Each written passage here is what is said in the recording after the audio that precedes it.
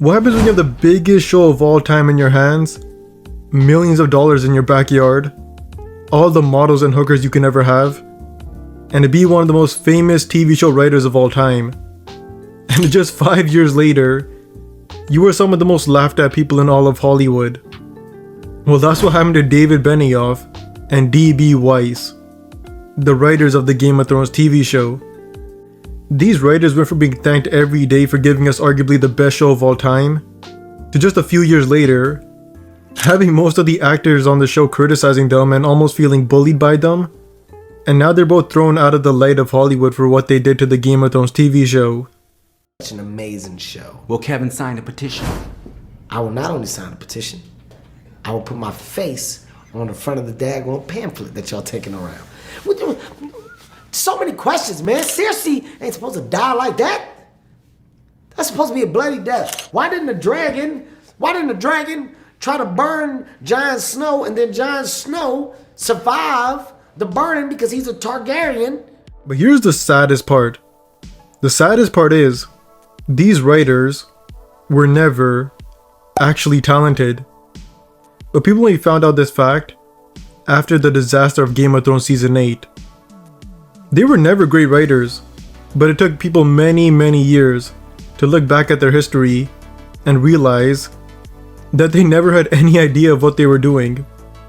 One of these boobers wrote X-Men Origins Wolverine, for God's sakes, so we're obviously not dealing with competent, talented people. And yet for some reason these borderline illiterate writers thought they could finish one of the most finely crafted stories in 6 episodes. Apparently HBO offered them 10 episodes to wrap up the narrative, but they declined, saying they only needed 6 to finish the story. And I can't imagine what kind of big dick play that was supposed to be, because they're not talented. This isn't like the James Bond. James, you have 10 minutes to kill the Archbishop and all of his henchmen. I only need 10 seconds, and then he executes it flawlessly. That was never going to happen with D&D because they've never executed anything flawlessly. How did these writers even get the job in the first place, if their resume was so trash? And yeah, their resume was worse than you think. Their resume was like sending an application to become a doctor, and saying you have experience healing people because you played as Mercy in Overwatch. These two made a bunch of movies and other pieces of media, and even adapted some movies, and surprisingly, all of the criticism of these movies were about the terrible writing, and they were the writers and they were solely to blame. Looking at David Benioff, he is the one with more writing experience and has written quite a few movies. Just looking at the blockbuster movies he has written before Game of Thrones, we have Troy and X-Men Origins. Troy is a pretty mixed movie according to fans and critics. The main complaint seems to be that the writing was not good and faithful to the source material, so David Benioff would be to blame for that. And looking at the other movie, X-Men Origins, we have one of the worst Marvel movies in existence. The writing in this movie was so terrible that it made Marvel fans mauled from the sheer dogshit quality of the script. Even the Rotten Tomatoes census roasts David Benioff's writing, stating that X-Men Origins struggles to overcome a cliche-written script and a familiar narrative. But here's where things get crazy. The author of the Game of Thrones books, George R.R. Martin, he sat down with these two writers, and apparently one of the writers, David Benioff, wrote a book that George liked. The book is called The 25th Hour. The book takes place a few days after 9/11, and the book has very good reviews on it. And George R.R. Martin had an interview with David and Dan, and George genuinely loved what they had to say. David and Dan, I had several meetings with. We discussed what they wanted to do, and they said all the right things. I read their own work. They were both established writers themselves, and David Benioff in particular had done some amazing work with 25th Hour and Troy and his novels, City of Thieves, and 25th Hour was actually a novel before it was the movie. Kite Runner, so they've done terrific work. So I didn't think they were child molesters. It seemed. But that wasn't what sold George Martin on these two writers. What really sold George on David and Dan was that George gave them a test, and in order for there to be a Game of Thrones TV show, these two had to pass the test. Now the test wasn't like a SAT test or like a HIV test. The test was one question that they needed to answer. One question they had to get right. The question was literally $1 million question. A question that would launch several careers, businesses, and make everyone a crap ton of money. And the question that George asked them was, who is Jon Snow's real mother? And luckily for David and Dan, they reread the first novel before the question, and they got the answer right with Lyanna Stark being Jon Snow's real mother. And that's when George locked in that deal. And George, you guys obviously hit it off. We took him out for lunch here in LA at the Palm, and we had a 4-hour lunch. And at the very end of lunch, he was sitting there kind of looking between the two of us, and he said, "Who was Jon Snow's mother?"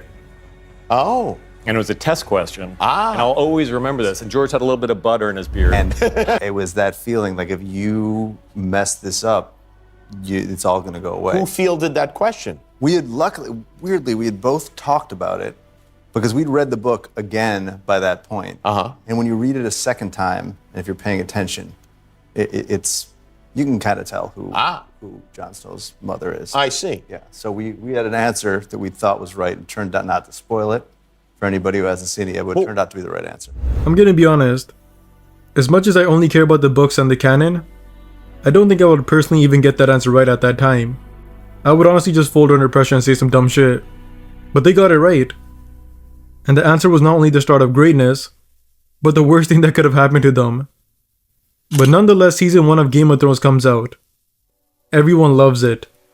People are starting to say, damn, screw watching Breaking Bad, screw watching Lord of the Rings, screw watching Pornhub.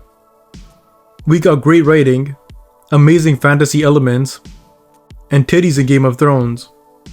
And this show was the best thing David and Dan could have done with their career at that time. However, the main thing you need to know about season 1 is that it is almost identical to book 1. There were some changes, but it's an adaptation. There also has to be some changes due to like budget concerns and time restrictions. And the main changes that we wouldn't see in the show was Ned Stark having nightmares about his sister Lyanna Stark, which we did get to see in season 6. King Robert also had more of a ceremonial hunt in the books. And the biggest change from the books from book 1 to season 1 was the battle. In the books, there's a giant battle where Tyrion is in the front line because Tywin is trying to kill him. But in the TV show, they didn't have the money to do the battle yet. So all we got was this.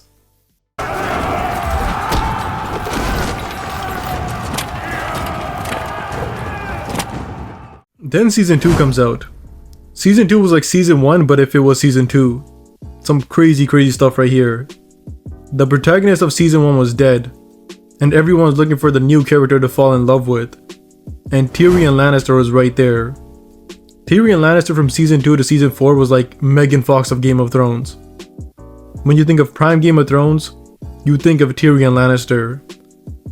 And season 2 not only had him, but it also had the most hateful villain arc of Theon Greyjoy, going beyond the wall with Jon Snow, and Sansa Stark serving King's Landing. But here's where things get crazy, and really makes you question things about David and Dan. In book 2, A Clash of Kings, the character Arya Stark has her expeditions, and she even interacts with Roose Bolton, which was cool. But here's the thing, in the books, Arya and Tywin don't have any of these scenes. All of these fantastic scenes with Arya and Tywin were all from the mind of David and Dan. And the reason why they did this was simply because in the books, Tywin really isn't in book 2, so they can't just not pay the actor for like a full year. So they made the genius move of moving his story with Arya's.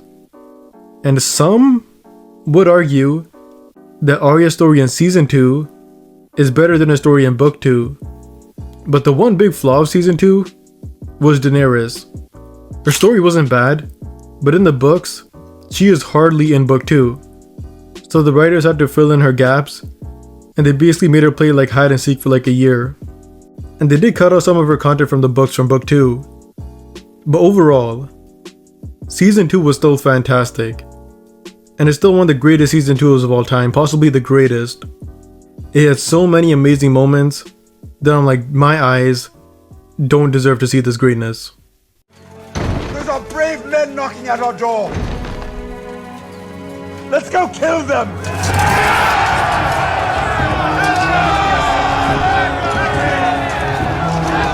And then season 3 of Game of Thrones comes out. This was when Game of Thrones was at the forefront of pop culture, and David and Dan knew it. No one cared what Britney Spears was doing. No one cared which athlete or rapper the Kardashians had in their guts. The only thing people cared about was Game of Thrones. Even shows like South Park started parodying the show, and season 3 was a blast. Season 3 was very similar to the first half of book 3. Daenerys does her work with the Unsullied, and for the first time, the fans get to see who Jaime truly is, which I'll talk about this later on. We had Jon Snow shenanigans with the Wildlings. We had the rule of Tyrion and the Tyrells. And we had the infamous Red Wedding. The Red Wedding is something that if you watch at a really young age, you will most likely become a serial killer. And even George sat his big ass down and watched the priceless reactions of fans going crazy over the Red Wedding.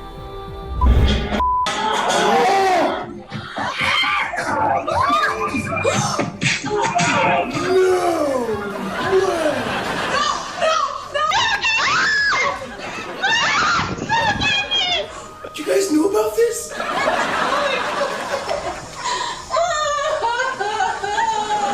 You know what? That's why this is the best show of all time. Must be gratifying. I like that last guy. Yeah, last guy. But here's where David and Dan would make their first big mistake with the diehard fans, and make the diehard fans question their intentions. And that was with Tyrion. We get to season 4, and Tyrion arguably has the best scene in television history, and the finale would come, and this was not what happened in the books. Now, full disclosure, both season 3 and season 4 of Game of Thrones is all of book 3. And in book 3, Tyrion is basically at the start of his villain arc. He pressures Sansa to do the nasty with him, and it's some real P. Diddy level stuff. He brutally murders Shay in the books without any self-defense, and he loses his relationship with Jaime in a really dark way, but I'll talk about this later on. But either way, season 4 in my opinion is the greatest season of television ever. Every episode is so close to being perfect, and I don't think any season of television can ever come close to it. Or at least the ones I've watched. Season 4 may have took Tyrion's villain arc away, but it's something you can easily write around for season 5. And they did a great job with that in season 4 compared to the rest of the show. But season 5 was when David and Dan would get very selfish and egotistical. Season 5 was when they started writing their own story, and the fans, the author, and even the actors had a real problem with it. The actor who plays Sir Barristan, Ian McElhinney, he had problems with the writers not following source material and killing his character. And David and Dan were so egotistical that they said because of the actor was constantly complaining about it, they said they wanted to kill him even more. Fortunately, I'd read the books, so I had expectations for season 5, and as soon as I got the schedule I thought, well, there's something up here, because I thought I'd be doing more weeks, and in fact I was doing less than normal. So immediately, I thought, well, they must be writing me out. Yeah, but usually, people are quite gracious about it and everything. And this year, for the first time, we got some pushback where the actor said, "You sure about that?" Guess who it is? Did you have words? Did you say anything to them? Well, I did ask and give an argument why I thought Barristan should stay. But at the end of the day, Dan and David, they'd worked out what they wanted to do. Yeah, so there was a long conversation, then we got a long letter explaining why this was a bad idea, which just made us want to kill that person that much more. So, If I'm honest, I was a bit dischuffed by that, because I felt that I should have known. It wouldn't have made any difference, but I felt as a matter of just courtesy, I should have known beforehand. And this was the real fatal mistake. And season 5 itself was great compared to other TV shows, but compared to the first 4 seasons of Game of Thrones, it didn't hit at all. Jon Snow's storyline was the only one that made sense, and naturally moved instead of just being very plot convenient. And characters like Daenerys and Tyrion just lost all of their spark that they had before. And David and Dan completely ignored the Dornish plot from the books. But the good thing was, if you didn't read the books, you could enjoy season 5. But season 6 on the other hand, if you didn't read the books, it was phenomenal. It definitely wasn't as good through season 1 through 4, but people who didn't read the book said, you know what, I enjoyed that a lot. There were a lot of terrible moments in season 6, like Tyrion's arc, Daenerys somehow becoming fireproof, which even the author said no, Daenerys isn't fireproof. But we had Jon Snow's resurrection, Sansa's reunion with Jon, Hold the Door, which is still one of the saddest things I've ever seen happen to a handicap, the Battle of the Bastards, and the iconic Winds of Winter episode, which was filled with peak moments. But even with that, season 6 was nowhere near on the level of seasons 1 through 4. But the success of season 6 made David and Dan think they were nuts, and they were like, we got this. And they tried finishing the show in 7 seasons, which is something that George himself said was impossible to do. And oh boy, George was proven right really quickly. Did you know Game of Thrones would be ending with this season, or did they call you and say, hey, let's have a chat? David and Dan have been saying for, like 5 years that 7 seasons was all they would go.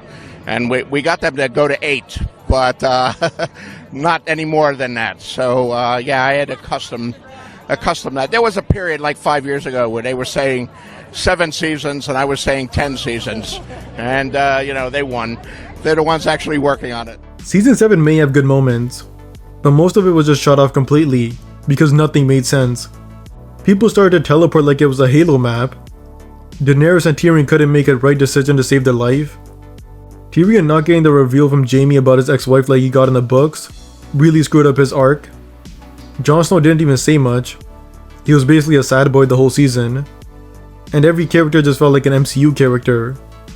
This was bad, and the crazy part was, David and Dan literally didn't listen to anyone around them, and had even more Game of Thrones actors getting more and more frustrated. And I got into all these arguments and fights with the writers, and they're like, yeah, we hear you. Yeah, but please, you have to blah, blah, blah, blah. And they go, yeah, we hear you, and we respect you, but we don't care. Okay? We don't. Fuck. You're an actor. Just say the words. They didn't say it like that, but that was kind of that was the gist of it. I've gone through these song and dance routines every season since season 4, where I come back and I'm like, this doesn't make sense. I don't know how to do this. How do you do this? And they go, yeah, we hear you. Just try it. The episode of season 8, and now the actor who played Varys has revealed that he wasn't thrilled with how his story ended. The death stings, especially considering how little Varys has been given to do over the past 2 seasons. Hill revealed he wasn't too happy with his character's arc either. I was very bummed to not have a final scene with Littlefinger. I was bummed not to have any reaction to him dying if he was my nemesis.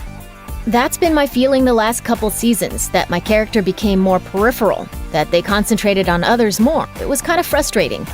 As a whole, it's been overwhelmingly positive and brilliant, but I suppose the last couple seasons weren't my favorite. And then we have season 8. Oh boy. Now David and Dan had a Star Wars deal lined up, and all they did was have to finish the show. And if they didn't make the worst ending of all time, they get to keep their Star Wars deal. Well, I'm happy to say, you shouldn't be surprised. They lost that Star Wars deal like NASA lost the footage of the moon landing. Because season 8 was terrible. I mean, do I even have to explain it? I'll let your favorite celebrity do it for me. Are you happy with how things ended? Yes. She didn't say yes. You didn't say yes. Best season ever. It's the best. It's the best season ever. What about the way it ends for your character specifically? It ends beautifully for my character. You feel good about it? Whether it be tragic or not. Your reaction when you first read it? Game of Thrones Season 8 is the biggest, stinkiest wet fart fans of anything have ever been forced to swallow. Everything about the season was just a literal, an incredible series built upon good writing, world building, character development. It took all of those elements and they wiped their ass with it. Dinklage, if he's a prisoner, he can't dictate. D&D, the writers, obviously had a clear vision of what the characters should end up as, and that was clearly guided by George. I think what George wanted was the plot points they hit on here, but the season was so rushed, so ham-fisted, so rim-jobbed that everything was disjointed, unearned, with no proper development leading it there, which is why most people hate Season 8. Yeah. Did you like exactly what it is? No, I didn't. I left unsatisfied. I left unsatisfied. When they made, spoiler alert, Homeboy the King, I was like, what in the are you talking about? He didn't want it. The whole season. All of a sudden, everybody's fighting to the death over who's the king. They're ready to stab their brother, kill their mom. They'll kill anybody. They'll betray lovers. But now, this guy's like, all right, I'll take it. And everyone's like, you should be the king. They're like, okay. Like that they all agree. 3-minute council meeting saying, yeah, Bran, the guy that rolls his eyes into the back of his head 4 times a day, says one sentence every 10 years, is a perfect fit for a king. This guy who sits in his chair acting like he gets electrocuted half the day is the perfect fit to rule all of the kingdoms here. It makes no sense, and even half the characters don't even know who Bran is, and yet they're voting for him to rule. It's just silly, and the most important decision takes place almost as an afterthought, like, hey, we got Tyrion as a prisoner, do you guys want to choose a king? Yeah, we probably should, let's choose a king. How about Bran? Sounds good to me. Who's Bran? I'm in. Season 8 of Game of Thrones, it was worse than World War III happening. George Martin literally gave them an outline to follow for the ending, and these mofos still failed. Season 8 was an insult to anyone who stayed loyal to the TV show, and David and Dan lost everything. They lost the Star Wars deal, they wouldn't even go out in public, they lost their relationship with George Martin, and their selfish, egotistical ways led to their downfall. They might still have the money from those earlier seasons, but they definitely don't have those hookers and models anymore, I'll tell you that much. In the year 2024, they adapted a show called 3 Body Problem, and the reviews are basically okay. It might be the most okay show of all time. It's like a J. Cole album.